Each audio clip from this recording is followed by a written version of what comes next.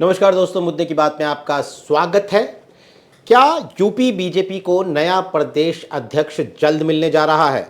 दरअसल संघ बीजेपी संगठन और योगी सरकार के बीच सोमवार को हुई एक समन्वय बैठक के बाद ये सवाल लखनऊ से लेकर दिल्ली तक के सियासी गलियारों में तैर रहा है। उत्तर प्रदेश में लगभग सवा साल के बाद विधानसभा चुनाव है, लेकिन बिहार विधानसभा चुनाव में मिली भारी जीत के बाद संघ और बीजेपी उत्तर प्रदेश में अपने मिशन 2027 के लिए पूरी तरह सक्रिय हो गए हैं। सोमवार की बैठक में संघ के प्रमुख नेताओं के साथ सीएम योगी ने मिशन 2027 पर मंथन किया। इस पूरे मसले पर बात करने के लिए हमारे साथ मौजूद हैं हमारे एग्जीक्यूटिव एडिटर कुमार अभिषेक, लखनऊ से हमारे साथ जुड़े हैं। सबसे पहला सवाल कुमार यही है कि इस बैठक में हुआ क्या ये मान लिया जाए कि जो कई महीनों से पेंडिंग बदलाव हैं उत्तर प्रदेश में टॉप से लेकर नीचे तक, वो अब होने जा रहे हैं? देखिए नीरज, पहले तो मैं अपने दर्शकों के लिए बता दूं कि ये जो मीटिंग्स होती है, दरअसल इस मीटिंग में मैसेजिंग होती है। ऐसी मीटिंग्स में बहुत सीधे तौर पर ये चर्चा नहीं होती कि हम क्या बदलाव करना चाहते हैं या क्या हम नया करने जा रहे हैं। अपने अपने एजेंडे होते हैं और उस पर चर्चाएं होती हैं। तो जो मीटिंग्स हुई, पहली मीटिंग दिन में एक होटल में हुई थी, जिसमें जो संघ के बड़े नेता हैं उत्तर प्रदेश के, उनके साथ, जो कि बीजेपी के साथ समन्वय देखते हैं, सरकार के साथ जो समन्वय देते हैं, उनके साथ एक मीटिंग हुई। उसमें बीएल संतोष थे और बीजेपी के कई संगठन के नेता थे। तो इसमें दरअसल ऐसी मीटिंग्स में होता यह है कि सरकार के एजेंडे पर, जिसे कहते हैं पारखी नजर, कामकाज पर रखना, वो होता है। और उसमें सरकार ने क्या काम किया है ये बताया जाता है, उनके मंत्रियों ने क्या क्या काम किया है, और संघ की अपनी जो फीडबैक होती है वो उसमें दिया जाता है। तो एक मीटिंग ये हुई। दूसरी मीटिंग शाम करीब 6:15 बजे कल शुरू हुई थी और तकरीबन 2 घंटे चली। वो मीटिंग बेसिकली समन्वय मीटिंग होती है और वक्त वक्त पर वो मीटिंग होती रहती है। आप सुनते रहोगे कि बीएल संतोष आए और उन्होंने मीटिंग की, लेकिन इस मीटिंग में दरअसल मुख्यमंत्री होते हैं, बीएल संतोष होते हैं, जो कि राष्ट्रीय महामंत्री हैं, संगठन के महासचिव हैं, वो होते हैं। प्रदेश के जो संगठन महामंत्री हैं, मुख्यमंत्री योगी आदित्यनाथ, उनके दोनों डिप्टी सीएम और प्रदेश अध्यक्ष, इनकी एक कोर कमेटी होती है। अमूमन कोर कमेटी अलग भी मिलती है, लेकिन जब बीएल संतोष आते हैं तो एक समन्वय बैठक होती है। यानी दिन में जो संघ से फीडबैक मिला है उसको लेकर के, और उसमें क्या एक्शन टेकन रिपोर्ट, यानी कि पिछले में क्या काम हुए, इस पर जो चर्चाएं होती हैं, उसको लेकर के समन्वय मीटिंग में बैठते हैं। और फिर ये चर्चा होती है कि जो फीडबैक आया है उस पर आगे क्या करना है। तो देखिए, मोटे तौर पर अगर आप मीटिंग से तो ये सोचे कि मीटिंग में कोई ब्लैक एंड व्हाइट में चीजें हो गई कि फला को हटाया जाना है, फला को रखना है, किसको अध्यक्ष बनाना है, किसको नहीं, ये चीजें नहीं होती। हाँ, ये जरूर है कि इन मीटिंग्स की एक, जिसे कहते हैं, मैसेजिंग है, और जो बातें होती हैं वो हल्की फुल्की तरीके से बातें चर्चा में हो भी जाती हैं कि भाई क्या आगे करना है। तो मुझे लगता है कि इस मीटिंग से कम एक मैसेज ये जरूर निकल गया है कि अब जो बदलाव होने हैं वो क्या होने हैं। जी बिल्कुल नहीं, लेकिन जैसा आपने कहा, मीटिंग्स तो ये होती रहती हैं, लेकिन अगले साल पंचायत चुनाव है, फिर उससे अगले साल विधानसभा चुनाव है, इसलिए काफ़ी उत्सुकता और दिलचस्पी के साथ बदलावों पर नज़र है सबकी। तो सबसे बड़ा इंतज़ार तो प्रदेश अध्यक्ष का है। मुझे लगता है कि पिछले प्रदेश अध्यक्ष का कार्यकाल जनवरी 2024 में ख़त्म हुआ था, लगभग 2 साल होने जा रहे हैं। तो प्रदेश अध्यक्ष को लेकर क्या इस मीटिंग के बाद कहा जा सकता है? आपने कहा इशारों में बात होती है, जाहिर तौर पर किसके साथ उनके समीकरण कैसे होंगे, जातिगत समीकरणों पे कैंडिडेट कैसा होगा, तमाम बातें हुई होंगी। तो मैं आपसे जानना चाहता हूं कि अब नए प्रदेश अध्यक्ष को लेकर क्या तस्वीर हमारे सामने है, कौन से नाम हमारे सामने हैं, जातिगत समीकरणों के हिसाब से कौन से लोग ज़्यादा इम्पोर्टेंट हैं, या फिर योगी की पसंद कौन है, संगठन किसको चाहता है, तमाम चीज़ें। देखिए नीरज, कुछ इसमें दो कह सकते हैं कि मत है। कुछ लोगों का ये कहना है, बीजेपी के भीतर ये कहना है कि नाम तय हो चुके हैं, सिर्फ ऐलान बाकी है। जबकि एक महत्वपूर्ण धड़ा है, उसका कहना है कि नाम निश्चित तौर पर तय है, लेकिन उस पर एक सहमति बनाने की भी कोशिश, या फिर उनके नाम पर चर्चा करने की एक जो जरूरत होती है वो चर्चा की गई है। पहले भी दिल्ली गए नेताओं के साथ बैठकों में ये चर्चा हुई है, और कल जब आए थे बीएल संतोष, तब भी कहा जा रहा है कि आखिरी चर्चा के तौर पर सभी नेताओं से चर्चा हुई है। अगर आप देखें प्रदेश अध्यक्ष के लिए क्यों इतना इंपॉर्टेंट है, या फिर क्यों इस वक्त ही उसकी चर्चा हो रही है, एक तो बहुत लंबे समय से ड्यू है कि अब होना है। कई बार हम लोगों ने खुद चर्चा की कि अब ये प्रदेश अध्यक्ष का नाम आने वाला है, अब प्रदेश अध्यक्ष का ऐलान होने वाला है, लेकिन हुआ कुछ नहीं, क्योंकि कई बार अलग अलग मुद्दे आते चले गए, कभी कोई चुनाव, कभी वक्फ, कभी कुछ ऐसे ऐसे मुद्दे आते चले गए, उसकी वजह से वो टलता गया। या यूं कहें कि राष्ट्रीय अध्यक्ष का चुनाव जिस तरीके से बीजेपी का टलता जा रहा है, कुछ उसी तरीके से उत्तर प्रदेश में भी बीजेपी के अध्यक्ष का चुनाव टला है। लेकिन एक बात अब साफ दिख रही है कि अब ये टलता हुआ नहीं दिख रहा। 14 दिसंबर के पहले, यानी कि खरमास का जो महीना शुरू होता है, उसके पहले पूरी उम्मीद है या फिर पूरी चर्चा है कि नए अध्यक्ष का नाम आ जाएगा। इसका एक बैकग्राउंड भी है। अभी 14 नए जिला अध्यक्षों के नाम का ऐलान हुआ है। पहले भी तकरीबन 56 लोगों का ऐलान हो गया था, तो कुल 70 जिला अध्यक्षों का ऐलान हो चुका है। और ये प्रदेश अध्यक्ष चुनने के लिए या फिर राष्ट्रीय अध्यक्ष के लिए जो मिनिमम एक कोरम की जरूरत होती है, वो है उससे कहीं ज्यादा है। तो अब नए अध्यक्ष चुनने में कोई दिक्कत नहीं है।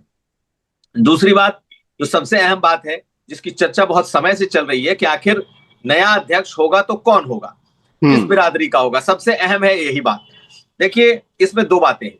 जो बात लिखी भी जा रही है, जो जिसकी चर्चा भी, और हम लोग भी जो इस बात को पूछते हैं, तो बीजेपी के ऐसे नेता जो जिम्मेदार हैं या फिर जिनकी बातों को कुछ हद तक माना जाता है कि इनकी बातों में दम होता है, उनका मानना है कि राष्ट्रीय अध्यक्ष जो तय हो रहा होगा उससे उत्तर प्रदेश के अध्यक्ष का कोई ना कोई जुड़ाव है।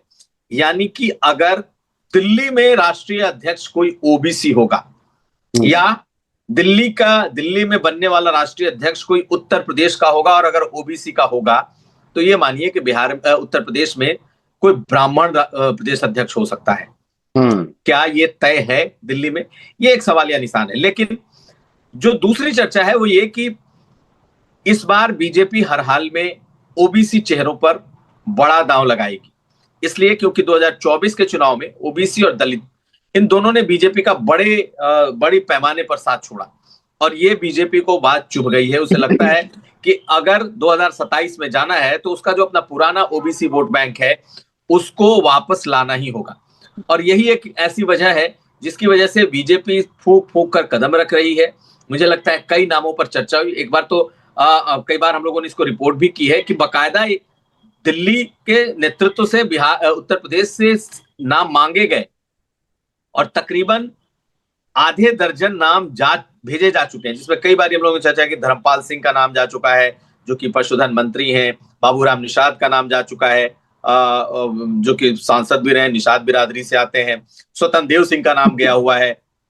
ब्राह्मण बिरादरी की बात कर ले तो उसमें कई नाम हैं। दिनेश शर्मा का नाम है, हरीश द्विवेदी का नाम है, कई ऐसे नाम हैं जो कि अब चल रहे हैं। हालांकि सरप्राइज एलिमेंट हमेशा होता है, जैसे कहते हैं कि केंद्र जो है या बीजेपी का शीर्ष नेतृत्व जो है वो अपने फैसलों से चौंकाता है।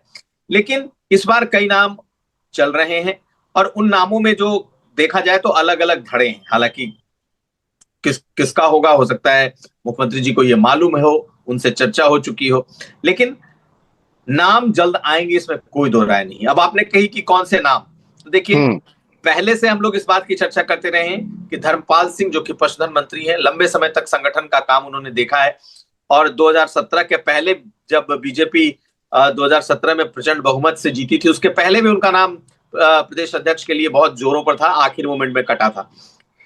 उनके नाम को लेकर कोई बहुत ज्यादा समस्या नहीं है, ना तो मुख्यमंत्री योगी आदित्यनाथ की तरफ से, या जो खेमा कहा जाता है उनकी तरफ से, या फिर बीजेपी के संगठन या सरकार की तरफ से कहीं कोई पार्टी की तरफ से कोई प्रॉब्लम आएगा।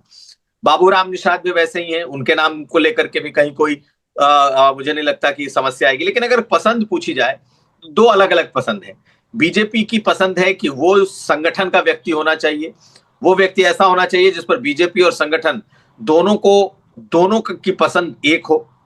इसमें जो मैंने नाम बताया आपको, वो नाम आगे चल रहे हैं। दूसरी तरफ अगर मुख्यमंत्री की पसंद देखी जाए तो कई मौकों पर यह कहा गया है कि मुख्यमंत्री की पसंद अगर ओबीसी के तौर पर देखा जाए तो वो स्वतंत्र देव सिंह हो सकते हैं, क्योंकि स्वतंत्र देव सिंह कुर्मी बिरादरी से आते हैं, मुख्यमंत्री के करीबी हैं। कुर्मी बिरादरी का वोट बड़ी तादाद में 2024 में बीजेपी को नहीं मिला है और ये माना जाता है कि वो अगर वो बनेंगे तो मुख्यमंत्री के लिए भी बड़ा स्मूथ होगा ये चीजें करना।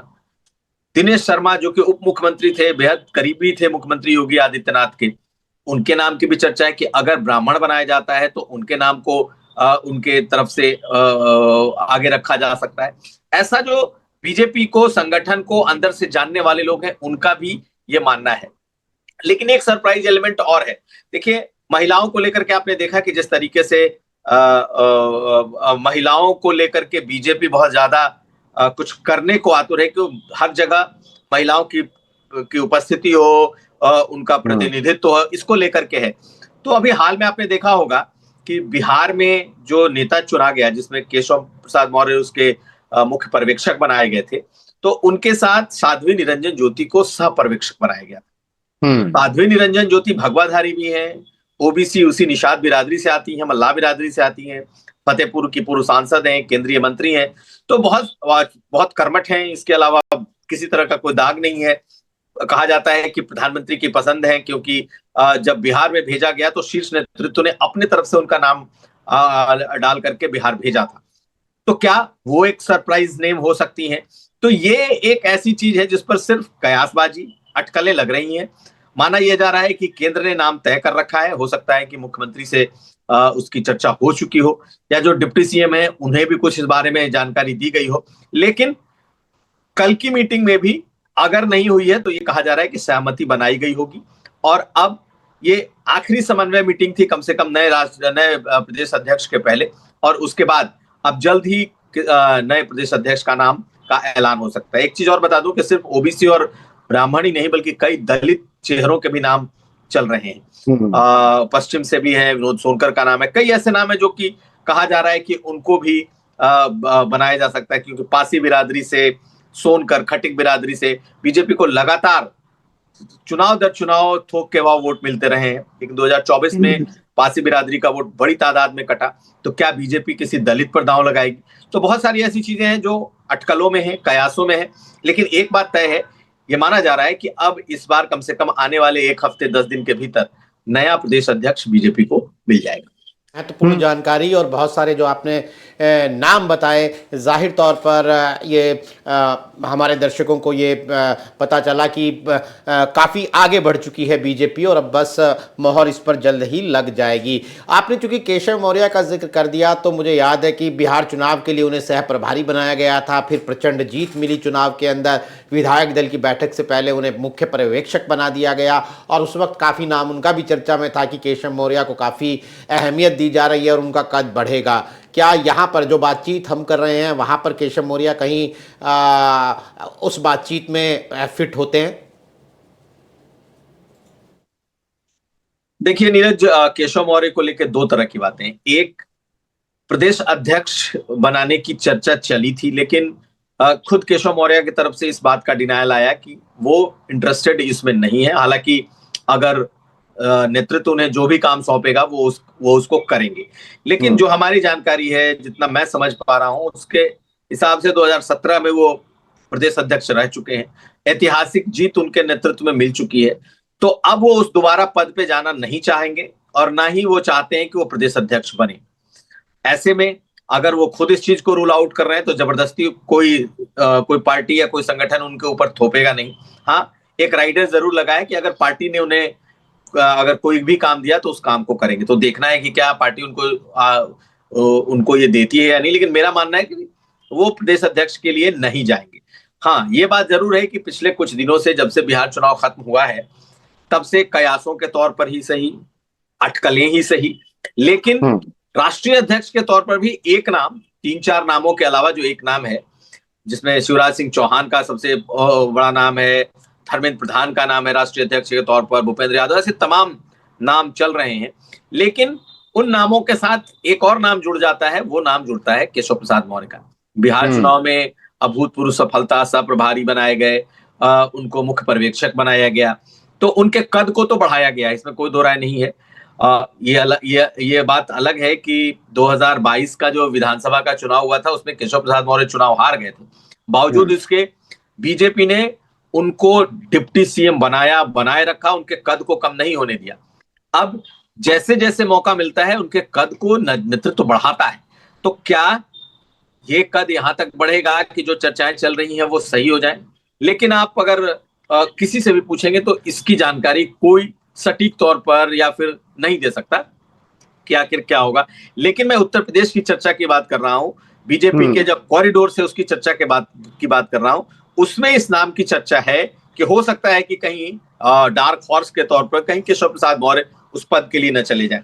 तो इस वक्त केशव प्रसाद मौर्य की चर्चा है और बीजेपी में भी है, संगठन में भी है, और उनके कद को लगातार बढ़ते हुए लोग देख भी रहे हैं, बढ़ाया भी जा रहा है, ये भी दिख रहा है। तो क्या उनको मिलता है, इस पर नजर रहेगी कि क्या राष्ट्रीय अध्यक्ष बनाया जाता है, चुनाव अभियान समिति का अध्यक्ष बनाया जाता है, 2027 के चुनाव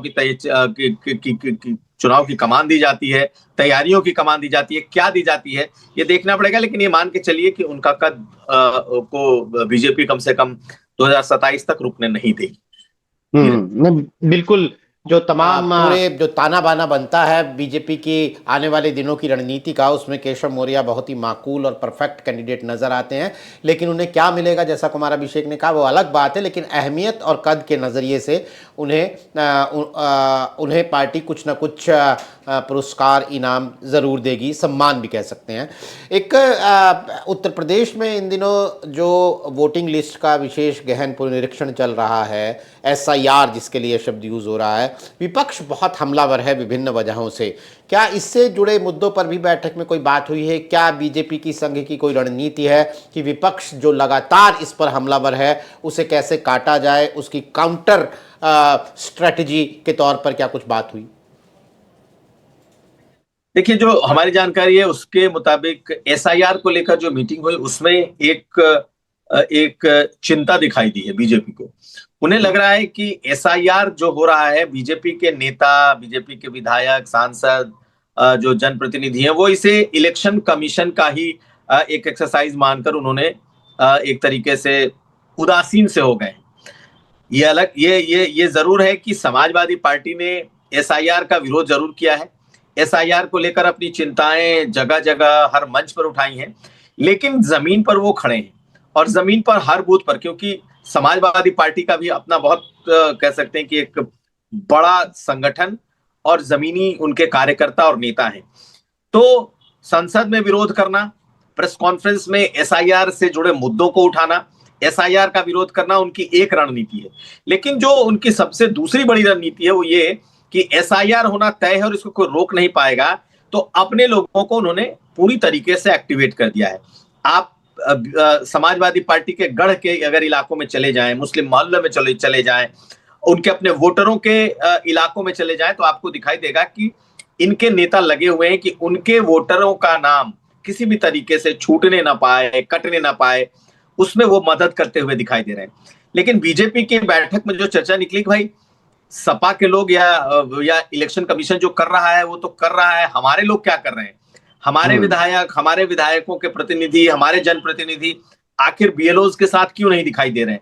तो आज मैंने देखा कई ट्विटर हैंडल जो बीजेपी के नेताओं की है वो अब फोटो टैग करने लगे हैं कि बहुत संवेदनशीलता के साथ हम लोग भी अब अपने बूथों पर वोटरों की मदद कर रहे हैं। तो ये कई ट्विटर पे मुझे आज दिखाई भी दिया। तो ये आप उसका इफेक्ट समझिए कि इस मीटिंग में ये चर्चा निकली, खास करके संघ के साथ जो बैठक हुई उसमें हुआ कि भाई जब सपा के लोग, जब मुस्लिम इलाकों में लोग अपने वोट को लेकर के सजग हैं कि कहीं उनका वोट ना कट जाए, तो जो एक उदासीन वोटर जो बीजेपी का अमूमन कहा जाता है, आप देखें प्रयागराज उत्तरी जो है शहर जो है उसमें 40% भी मतदान नहीं होता, इसलिए क्योंकि वो मान करके चलते हैं कि भाई भाजपा तो जीत रही है, या फिर ऐसे मतदाता हैं जो बिल्कुल उनको फर्क नहीं पड़ता, कोई घर पर आकर के उनका वोट बनाकर चला जाए तो ठीक है, वो खुद इतनी जहमत नहीं उठाएंगे कि वो जाकर के बनाएंगे। तो इसकी चिंता हुई कि जो विपक्षी दल है वो अब SIR के महत्व को समझ गए हैं, वो गांव-गांव, गली-गली, मोहल्ले-मोहल्ले घूम करके ये इंश्योर कर रहे हैं कि उनका वोट नहीं कटे। और लगातार अखिलेश यादव अपने प्रेस कॉन्फ्रेंस में इसको हाईलाइट करते रहे कि उनके नेता कार्यकर्ता जाएं। उन्होंने यहां तक कह दिया कि अगर कोई नेता उनको लखनऊ में दिख गया और एसआईआर चल रहा है और अपने क्षेत्र में वो काम करता हुआ नहीं दिखा तो उसको टिकट नहीं मिलेगा। तो बहुत सारी ऐसी बातें हुई है कि आपको समाजवादी पार्टी के बाहर कार्यकर्ता नहीं दिखाई देंगे, नेता नहीं दिखाई देंगे। सबके सब इस वक्त इस एसआईआर एक्सरसाइज में लगे हुए हैं और इसी ने बीजेपी के कान खड़े कर दिए हैं। और इसकी चर्चा बाकायदा उस मीटिंग में हुई है कि भाई हमारे नेता कार्यकर्ता क्यों दूर है। तो मुझे लगता है कि इसके बाद से अब शायद उनके भीतर भी ये मुद्दा उठने के बाद, क्योंकि मीटिंग में चर्चा हुई है, तो हो सकता है कि अब लोग बीजेपी के भी नेता कार्यकर्ता दिखाई दें। उन्हें अभी तक इसकी गंभीरता शायद नहीं मालूम थी कि कितनी गंभीरता से विपक्ष ने इसे ले रखा है। नहीं, बिल्कुल काफ़ी अहम मुद्दा है। बिहार चुनाव में भले ही ये कहा जा रहा हो कि वोटरों के बीच में इसे लेकर कोई सुगबुगाहट, कोई बज़ नहीं था, लेकिन जिस तरीके से अब ये देश के कई राज्यों में एसआईआर की प्रक्रिया चल रही है, तो कोई हैरानी भी नहीं होगी कि आने वाले कुछ हफ्तों में ये एक बड़ा चुनावी मुद्दा भी बन जाए, लोगों के बीच में भी इसे लेकर बहसों का, चर्चाओं का दौर शुरू हो। अखिलेश यादव के पीडीए पर बात नहीं करेंगे तो अधूरी रह जाएगी बात। क्या पीडीए पर पार पाने की कोई रणनीति है? क्या हिंदुत्व के एजेंडे को नई धार देने की कोई रणनीति है? क्या योगी आदित्यनाथ के चेहरे को नए सिरे से उत्तर प्रदेश के चुनावों के लिए पेश करने की कोई रणनीति है? कुल मिलाकर इस विपक्ष से दो दो हाथ करने को लेकर भी कोई ना कोई रणनीति पर बात तो जरूर हुई होगी। निश्चित तौर पर देखिए, बीजेपी के भीतर जो सबसे बड़ा चैलेंज उन्हें मिल रहा है वो पीडीए। पीडीए एक नारा है, एक शब्द मात्र नहीं है। पीडीए का मतलब जब पिछड़ा, दलित और अल्पसंख्यक है, तो ये बीजेपी के लिए सबसे बड़ी चुनौती है। क्योंकि अखिलेश यादव ने शायद समाजवाद शब्द का नाम बोलना कम कर दिया है जितना वो पीडीए का नाम बोल रहे हैं। पहले समाजवाद समाजवाद समाजवाद ही उनका नारा होता था, लेकिन अब समाजवाद सब बैक बर्नर में जाता दिख रहा है, वो पीछे है, जबकि पीडीए ही आगे है। तो बीजेपी को इस नए नैरेटिव से एक चैलेंज तो मिल रहा है, लेकिन बीजेपी इसके काउंटर के लिए उसने जो अपनी रणनीति बनाई है नेचुरल है। एक तो उसे ये लगता है कि जब भी जाति की बात होगी तो हिंदुत्व से ही उसको उसकी काट करनी पड़ेगी, और हिंदुत्व के चेहरे के तौर पर योगी आदित्यनाथ का चेहरा सबसे बड़ा है। नेचुरल है जब बीजेपी मुख्यमंत्री योगी आदित्यनाथ के चेहरे के साथ अगर 2027 चुनाव में जाती है तो हिंदुत्व का एजेंडा ही सबसे ऊपर होगा। लेकिन सिर्फ हिंदुत्व के एजेंडे से नहीं होगा, उसके अपने ओबीसी चेहरे, उसको अपने ओबीसी दलित का जो तड़का जिसे कहते हैं, चुनावी तड़का, वो उसको लगाना ही पड़ेगा। और उसी की तमाम तैयारियां आपको दिख रही हैं। जो हम चर्चा कर रहे हैं कि आखिर ओबीसी ही प्रदेश अध्यक्ष हो सकता है, दलित प्रदेश अध्यक्ष हो सकता है, कोई महिला ओबीसी हो सकती है, तो इसे आप एनडीए, इसे आप पीडीए की काट के तौर पर ही देखें। क्योंकि बीजेपी को दो जगह पर काउंटर करना है, एक पीडीए के काट के तौर पर काउंटर करना है, और दूसरा क्या पीडीए का काट कोई हिंदुत्ववादी एजेंडा, मुद्दा, चेहरा हो सकता है कि नहीं। निश्चित तौर पर मुख्यमंत्री योगी आदित्यनाथ के अगर आप हाल के बयानों को देखें, हाल के उनके फैसलों को देखें, तो वो दिखेगा कि मुख्यमंत्री दिन पर दिन हिंदुत्व को लगातार धार दे रहे हैं। अब चाहे अयोध्या के में धर्म ध्वजा की स्थापना हो, चाहे आप संभल में नए तरीके से काशी, मथुरा और अयोध्या के बाद संभल एक नई नगरी के तौर पर उभरता हो, या फिर योगी का बुलडोजर एक्शन हो रहा हो, चाहे वो इस वक्त बरेली में हो, चाहे वो श्रावस्ती या सीमावर्ती इलाकों में चला हो, या फिर बनारस की दाल मंडी में हो, ये सब कहीं ना कहीं हिंदुत्ववादी एजेंडे को धार देते हैं। और तो और एसआईआर के बहाने ही सही, ये जो अवैध घुसपैठिए या फिर अवैध बांग्लादेशी की बात हो रही है, इसमें योगी ने एक तरीके से एक लीड ले ली है अपने हिंदुत्ववादी एजेंडे के तहत। उन्होंने, या फिर कह लें कि एक नेशनलिस्टिक एजेंडे के तहत, कि उन्होंने डिटेंशन सेंटर जैसी बात का ऐलान कर दिया है। सारे अपने डीएम्स को उन्होंने कह दिया है कि हर जिले में डिटेंशन सेंटर बनाओ। कितने बनेंगे, उसमें कितने रखे जाएंगे, ये बात की बात है। लेकिन एक जो फियर साइकोसिस होता है वो उनके भीतर क्रिएट हो गया है।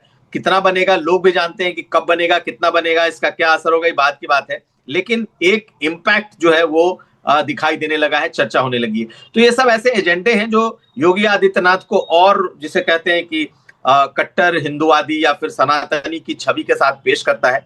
और अभी चुनाव आने हैं, बटोगे तो कटोगे जैसे नारे हम लोगों ने देखे हैं, और मुख्यमंत्री ने अभी तक उसको छोड़ा भी नहीं है। इनफैक्ट उसको और वो धार दे रहे हैं। तो देखना है कि आने वाले समय में और किन नारों के साथ वो आते हैं। लेकिन उनके चेहरे पर बीजेपी चुनाव में अगर जाती है तो तैयार रहिए कि हिंदुत्व के नए नए और एजेंडे और मुद्दे सामने देखने को मिलेंगे।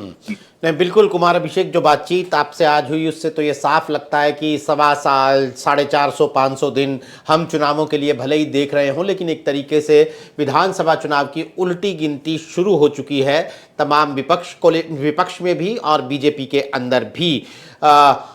इसके अलावा उससे पहले पंचायत चुनाव आने हैं, इसलिए बीजेपी अपने जो संगठनात्मक बदलाव हैं उन्हें लेकर बहुत ही सजग है। और जैसा कुमार अभिषेक ने कहा, आने वाले 10 दिनों में या 2 हफ्ते के अंदर हमें बीजेपी के नए अध्यक्ष का नाम हमारे सामने आ सकता है। ये तमाम चीज़ें हैं जिन पर हमारी नज़र बनी रहेगी। आज हमारे साथ इस कार्यक्रम में शिरकत करने, ये तमाम जानकारी साझा करने के लिए कुमार अभिषेक आपका बहुत बहुत शुक्रिया। तमाम दर्शकों का भी आभार। नमस्कार।